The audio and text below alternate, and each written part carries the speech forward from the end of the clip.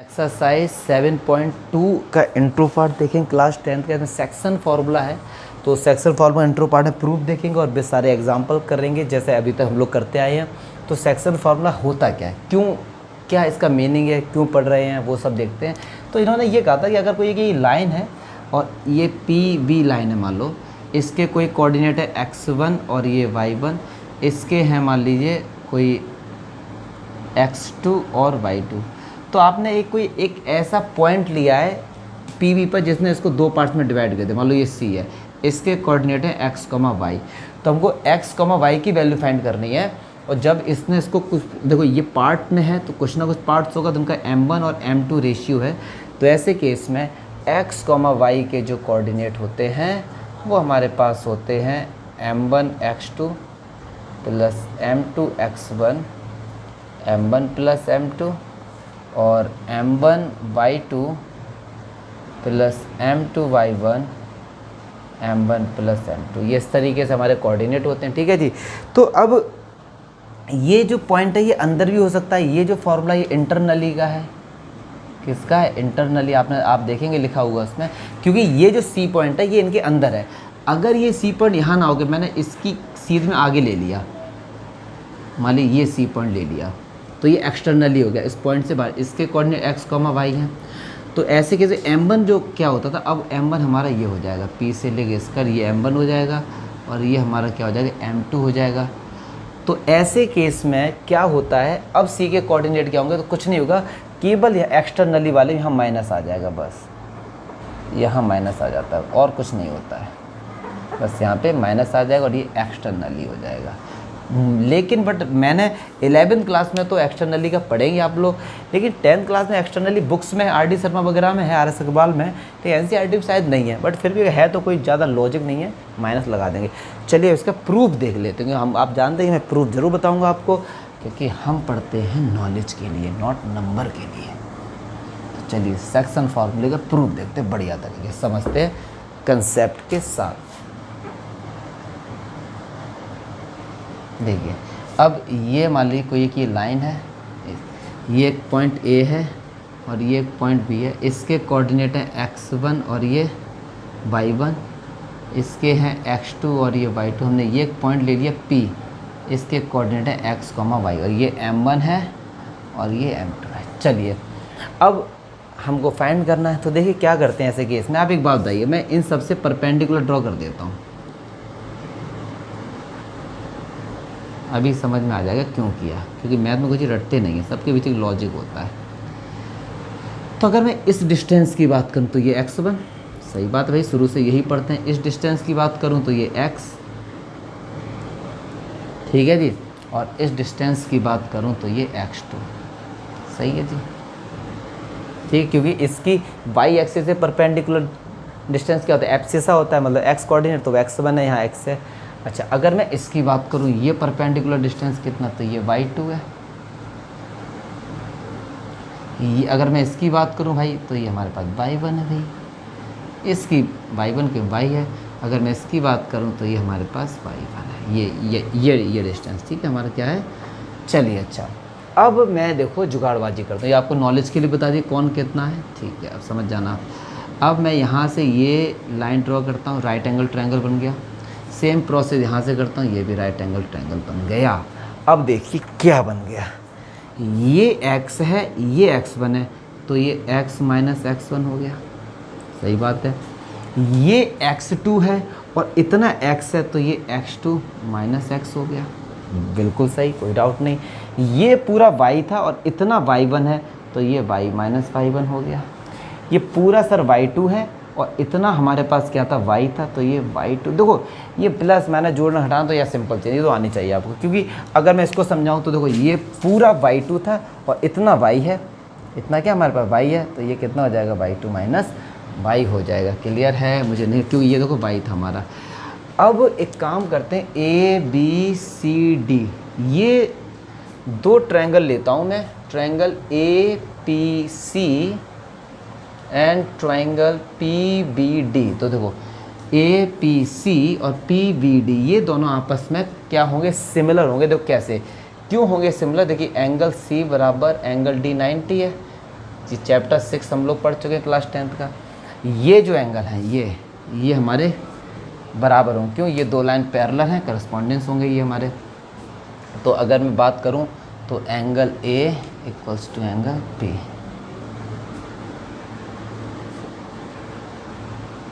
तो हम यहाँ पे लिखेंगे triangle A P C similar triangle. अब देखो सी यहाँ सबसे एंड में आ रहा है तो डी सबसे एंड में आएगा, ए सबसे पहले आ रहा है, ए किससे इक्वल है तो पी भी सबसे पहले आएगा, पी आ गया, डी आ गया, बीच में क्या बचा बी। इस तरीके से करते हैं चैप्टर 6 अगर पढ़ा होगा। तो अगर हमने पढ़ा है कि दो ट्रायंगल अगर आपस में सिमिलर हैं तो इनकी जो साइड का जो रेशियो होगा वो आपस में इक्वल होगा। ठीक है जी, चलिए अच्छा अब चलो वैल्यू पुट करो। A P M1, P B M2, कोई दिक्कत नहीं यहाँ पे। P C y minus y1, B D y2 minus y, A C x minus x1, P D x2 minus x। हमारा टारगेट क्या है, x और y की वैल्यू निकालनी। देखो ये इसके बराबर हैं और ये इसके बराबर भी है, तो बस इसको इसके बराबर रखते हैं, क्रॉस मल्टीप्लाई करते हैं। तो देखो मैं यहाँ से दिखाता हूँ, m1 upon m2 equals to y minus y1 y2 minus y, cross multiply करेंगे तो m1 y2 minus m1 y, m2 का इसके साथ करेंगे m2 y minus m2 y1। ठीक है, अब देखो जो y की वैल्यू निकालनी तो y वाले एक तरफ, बाकी सब एक तरफ, तो ये इसको इस तरफ लेके आते हैं। तो ये क्या हो गया, m1 y2 plus m2 y1, ये इस तरफ आ जाएगा m2 y plus m1 y। यहाँ से y देखो कॉमन आ रहा है भाई, तो ये कितना हो गया m1 y2 plus m2 y1, y common लेंगे तो अंदर क्या बचेगा m1 m2, इधर डिवाइड में आ जाएगा। तो m1 plus m2 equals to क्या आ गया y की वैल्यू आ गई। ऐसे जब इसको आप इसके बराबर रखेंगे और यहाँ से क्या निकालेंगे x, तो वो क्या आएगा हमारे पास m1 x2 plus m2 x1 m1 plus m2। यही तो प्रूफ करना था, यही हमको लाना था। तो सेक्शन फार्मूला क्या होता है, x और y का वैल्यू कैसे निकालते हैं, तो वो क्या होता था x, y m2। हाँ एक चीज़ और सुन लो, अगर x इधर पहले आया तो इधर भी x ही वाले हम लोग पहले लेंगे। ठीक है, तो ऐसा नहीं कि जैसे यहाँ पे x पहले तो आप m1 y2 ले लो, बिल्कुल नहीं, m1 x2 plus m2 x1 m1 plus m2 m1 y2 plus m2 y1। तो ये हमारा क्या हो गया, सेक्शन फॉर्मूले का प्रूफ हो गया। अच्छा एक और कहीं कहीं पे रेशियो m1 m2 है, कहीं पे आप देखेंगे k रेशियो 1 भी देखेंगे, तो उसका भी फंडा इतनी जगह पे क्लियर कर दूं कि m1 रेशियो m2 देखते हैं। कहीं हमको निकालना तो अल्टीमेटली m1 रेशियो m2 है, कहीं कहीं पर k रेशियो 1 भी आएगा, तो मैं ऐसा करता हूँ m2 से डिवाइड कर देता हूँ, इधर भी डिवाइड कर देता हूँ और इधर भी डिवाइड कर देता हूँ।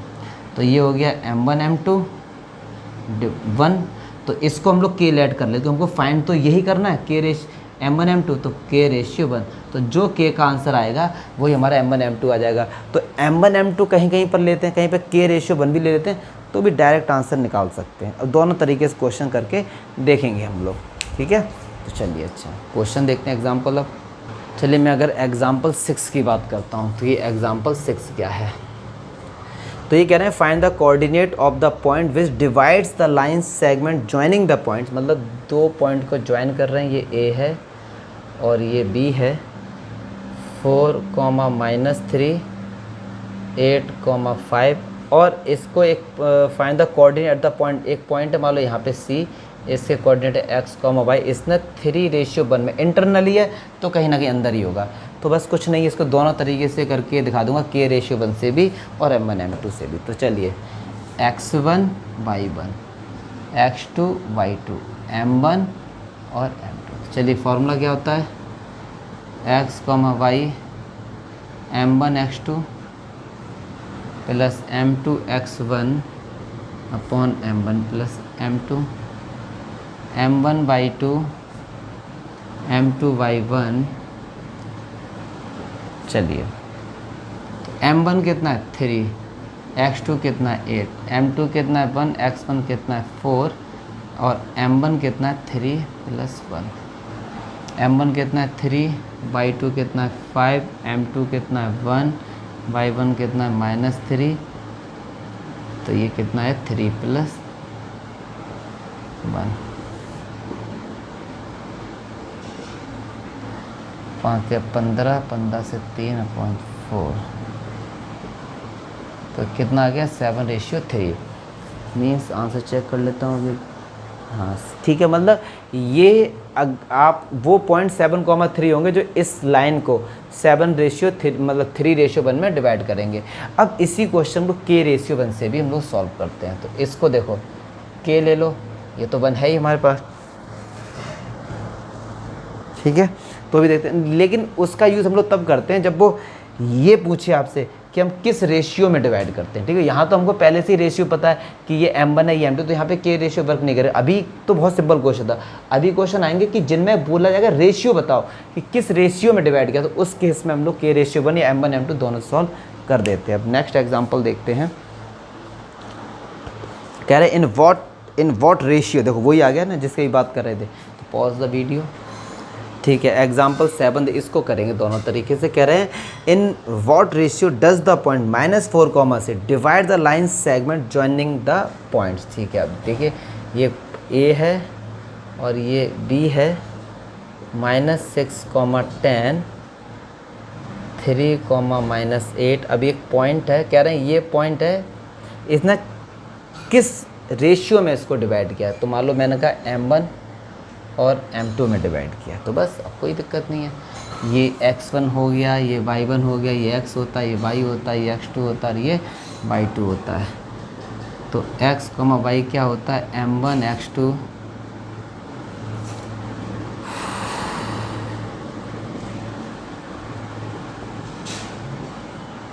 m2 y1।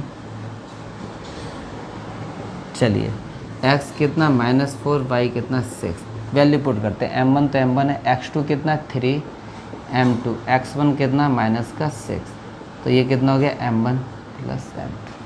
अच्छा m1 कितना m1 तो m1 है, y2 -8, m2 तो m2 है, y1 10 है अपॉन m1 + m2। ये जो पूरा पोर्शन है ये इसके इक्वल होता है, ये जो पूरा पोर्शन है इसके इक्वल होता है। तो बस किसी को भी किसके इक्वल लगता है m1 m2 आ जाएगा, दोनों से आंसर एक ही आएगा। तो -4 रख देता हूँ इसके equal, 3m1 -6 m2 upon m1 + m2। चलिए क्रॉस मल्टीप्लाई, तो -4m1 -4m2 3m1 -6 m2। तो चलिए 4m1 ये इस तरफ आ गया, -4m1 -6 m2 प्लस का, तो ये हो गया -7m1 -2 m2। अब हम ये आ गया 7m1 = 2 m2, हमको निकालना है m1 अपॉन m2, तो 2:7 आ जाएगा। तो इस तरीके से हम लोग रेशियो फाइंड कर लेते हैं। अब इसी को जैसे इन्होंने ये कहा है कि ये तो सिंपल है, अब मैंने कहा ये m1 m2 नहीं लेके मैंने कहा ये k:1 में डिवाइड करता है। तो देखो जहाँ जहाँ ये m1 है ये m2, जहाँ m1 है वहाँ k से रिप्लेस कर दो, यहाँ k से रिप्लेस कर दो और m2 को 1 से रिप्लेस कर दो, देखो आंसर यही आएगा। तो मैं क्यों इतना का करके दिखा देता हूँ, m1 k और ये 1 और ये, तो चलिए इसको पूरा मैं इसके ऊपर लग के दिखाता हूँ। देखो कैसे, -4 है ना, = 3k -6 अपॉन k + 1। चलिए -4k -4 = 3k -6, तो -4k -3k -6 प्लस का 4, तो -7k -2, तो देखो वही आ गया। तो k हमारा क्या होता था m1 m2 होता था, अभी मैंने प्रूफ करके ही बताया था कहाँ से आता था। तो अल्टीमेटली आएगा आंसर वही, चाहे k:1 बनते सिंपल हो जाता है, ठीक है। तो आप या फिर आप इसको इसके ऊपर लगो तो भी आंसर एक ही आएगा डियर। एग्जाम्पल 8 देखते हैं क्या भाई, एग्जाम्पल 8, अरे निकल जाएगा। कह रहे हैं कि find the coordinate of the point dividing 3 equal, try section वाला क्वेश्चन बहुत सिंपल है। ट्राई सेक्शन है, फोर्थ सेक्शन, कोई दिक्कत नहीं है। ए है और ये बी है। ए के कोऑर्डिनेट 2, -2, बी है -7, 4 और ये ट्राई सेक्शन मतलब इसको 3 इक्वल पार्ट में, ट्राई से 3 इक्वल पार्ट्स में डिवाइड किया, मतलब एक पार्ट ये 3 पार्ट हो गए मान लो A B C D। तो C के कोऑर्डिनेट बताने हैं एक एक करके, फिर D के बताएंगे। तो चलो पहले C के बताते हैं। तो C के लेट कर लेते हैं, यहाँ पे लिखेंगे 4 पॉइंट C। तो देखिए ये सब इक्वल पार्ट्स हैं। अगर ये सब इक्वल पार्ट, एक बात सुनो ध्यान से, अगर मैं इसको कुछ भी ले लेता हूँ, सपोज मैं आपको समझाने के लिए मान लो ये मैंने M ले लिया, ये पार्ट, तो ये भी पार्ट M होगा, तो ये भी पार्ट M होगा, यस और नो, समझाने के लिए, ठीक है। तो वैसे आपके बुक में तो ये पार्ट को 1 लेट कर लिया तो ये भी पार्ट 1 होगा, ये भी पार्ट 1 होगा। कहने का मतलब कुछ भी लेट कर इक्वल है। तो चलिए मुझे C के कोऑर्डिनेट फाइंड करना है। C के, D को भूल जाओ थोड़ी देर, जब C के फाइंड करना है तो D को भूल जाइए। तो ये x1 और ये y1, x2 और ये y2। अब C के फाइंड करना है तो ये m1 और ये पूरा m2, तो m2 कितना हो जाएगा, 2 हो जाएगा, क्यों, 1 + 1 2, ठीक है जी। बस अब put the value, get the answer. तो C के हैं क्या, x, y, तो फॉर्मूला होता है m1 x2, x2 कितना है -7 plus m2 x1 upon 1 + 2, m1 y2 4 plus 2 × -2। तो यार अब इस तरीके से कर लेना। अगर मैं बात करता हूँ अब D की, कि D के कोऑर्डिनेट कैसे निकालेंगे, तो इसको भूल जाओ, फिर इसको ले लो D। तो अब देखिए, अब ऐसे केस में m1 इतना हो जाएगा, मतलब ऐसे के, अब m1 2 हो जाएगा और ये कितना हो जाएगा, 1 हो जाएगा। m2 कितना हो जाएगा, 1 हो जाएगा। तो बस m1 m2 आप ईजिली तरीके से, अब केवल m1 m2 चेंज होगी, बाकी सब कुछ आप निकाल सकते हैं 4 पॉइंट D के लिए। तो अब m1 कितना हो जाएगा, 2 हो जाएगा और सब कुछ सेम रहेगा, सब कुछ। यहाँ 1 की जगह 2 आ जाएगा, 2 की जगह 1 आ जाएगा। बस 4th सेक्शन में भी ऐसे ही कर देंगे, ठीक है। तो कोई भी ऐसी टेंशन वाली बात, अगर 4th सेक्शन होता है मतलब आगे करेंगे, एक्सरसाइज में करेंगे तभी है, कोई दिक्कत नहीं। लिख लो इसको, कंसेप्ट क्लियर करो बस अपने। एग्जाम्पल नंबर 9 देखते हैं। क्या कह रहा है कि find the ratio in which the Y axis divides the line segment joining the, also find the point of intersection. ओहो, अच्छा क्वेश्चन है। कह रहे find the ratio in which Y axis divides the line segment. एक line segment है, इसको Y axis cut कर रहा है। ये एक लाइन सेगमेंट है, ए बी, ए के कोऑर्डिनेट है 5, -6 और ये है -1, इसको एक वाई एक्सिस कट कर रही है। एक बात सुनो, इसको वाई एक्सिस मान लो इस तरीके से, ये इसको वाई एक्सिस कट कर रही है, तो वाई एक्सिस पे x क्या होगा, 0, ठीक है। तो मुझे इस पॉइंट के कोऑर्डिनेट फाइंड करने हैं एंड फाइंड द रेशियो। सबसे पहले तो रेशियो फाइंड करना है। तो सपोज मान लो ये x एक्सिस थी, ये y एक्सिस थी, ये रेशियो k हो गया और ये हमारा 1 हो गया। बस x1 y1, x2 y2, ये x होता है, ये y होता है, ये m1 होता है और ये m2 होता है। रेशियो फाइंड करना है। तो बस यार एक ही चीज़ बार बार हो रही है, देख रहे होंगे आप लोग, m1 x2 plus m2 x1, m1 plus m2 और ये क्या हो गया हमारा m1 y2। चलो वैल्यू x, y 0, y, तो m1 कितना है k, x2 कितना है -1 प्लस ये 1 है, x1 कितना है 5 k + 1, ठीक है। m1 कितना है k, y2 कितना है -4, m2 कितना है 1, y1 कितना है -6। तो ये वैल्यू 0 के इक्वल पुट कर दो, या ये y के लिए हमको तो यार y निकालना है ना, हमको क्या चीज़ चाहिए, हमको पहले इनकी रेशियो फाइंड करना है। तो सबसे पहले रेशियो फाइंड करते हैं, चलिए। तो -k प्लस 5 अपॉन k + 1, तो k + 1 का इधर मल्टीप्लाई होगा तो 0 ही हो जाएगा, -k प्लस 5, तो ये इस तरफ आ जाएगा। तो k = कितना आ गया, 5, मतलब इसका आंसर कितना आ गया, 5 रेशियो 1, क्योंकि 1 को 1/1 भी लिख सकते हैं। हाँ, तो वही आगे देखो कि हमारा 5 आ गया। अब क्या करना है, अगर हमको y की वैल्यू फाइंड करनी है, तो यहाँ ये जो वैल्यू है ये हमारे y के इक्वल होती है। तो -4k -6 अपॉन यहाँ पे k प्लस 1 रखेंगे ना, तो k प्लस 1, तो भैया k की जगह रख दो 5, बस यहाँ से हमारा y निकल के आ जाएगा। तो y एक्सिस का मीनिंग क्या था कि x 0 होगा, वहाँ पे x एक्सिस होता तो y 0 होता। इस बात का बस यार छोटी छोटी चीज़ें आपको याद रखनी है बस, और कुछ नहीं है इनमें।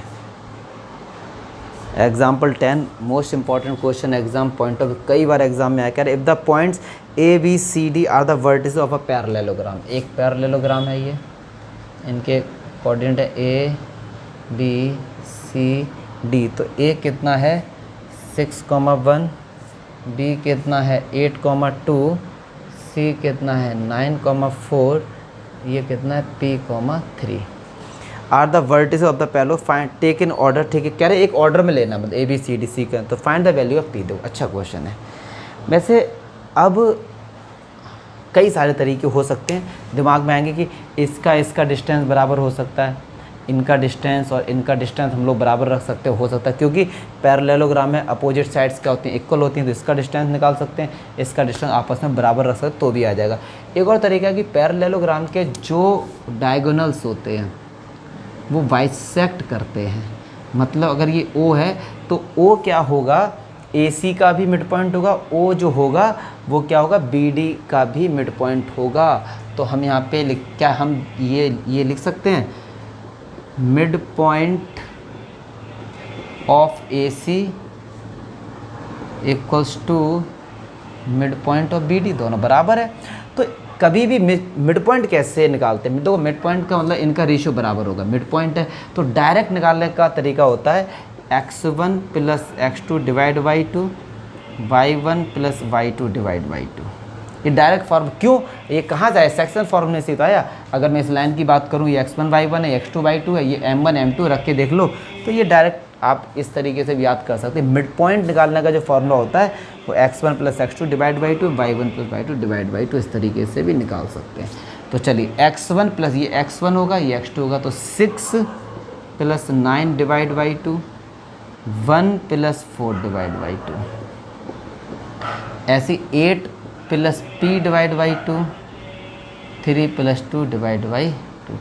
ये जो वैल्यू है इसके इक्वल होगी, ये वैल्यू इसके इक्वल करके देख लो, 5/2 आ रहा है, तो 9 plus 9 15 divide by 2, 8 plus p divide by 2, 15 से 8 गया 7, तो p कितना आ गया, p हमारा आ गया 7। मुझे नहीं लगता कि इसमें कोई डाउट होगा, या इन दोनों का डिस्टेंस इक्वल होगा वहाँ से भी। तो मिड पॉइंट जो फॉर्मूला होता है वो हमारे एक्चुअली सेक्शन फॉर्मूले से आया है, m1 m2 की जगह 1 1 रख देना, तो यही आएगा x1 प्लस x2 डिवाइड।